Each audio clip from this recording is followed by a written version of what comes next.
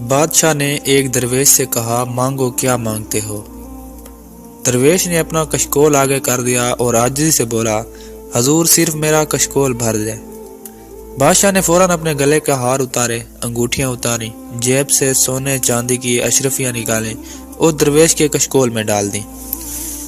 لیکن کشکول بڑا تھا اور مال و متاع کم، لہٰذا اس نے فوراً خزانے کے انچارج کو بلایا۔ انچارج ہیرے جواہرات کی تھیلیاں لے کر حاضر ہوا۔ بادشاہ نے پوری تھیلی الٹ دی، لیکن جوں جوں جواہرات کشکول میں گرتے گئے، کشکول بڑا ہوتا گیا، یہاں تک کہ تمام جواہرات غائب ہو گئے۔ بادشاہ کو بے عزتی کا احساس محسوس ہوا۔ اس نے خزانے کے منہ کھول دیے، لیکن کشکول بھرنے کا نام نہیں لے رہا تھا۔ خزانے کے بعد وزراء کی باری آئی، اس کے بعد درباریوں اور تجوریوں کی باری آئی، لیکن کشکول خالی کا خالی رہا۔ ایک ایک کر کے سارا شہر خالی ہو گیا، لیکن کشکول خالی رہا۔ آخر بادشاہ ہار گیا، درویش جیت گیا۔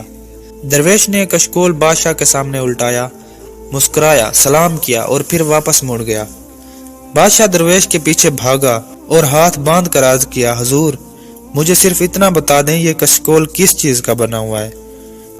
درویش مسکرایا اور کہا، یہ خواہشات سے بنا ہوا کشکول ہے، جسے صرف قبر کی مٹی بھر سکتی ہے۔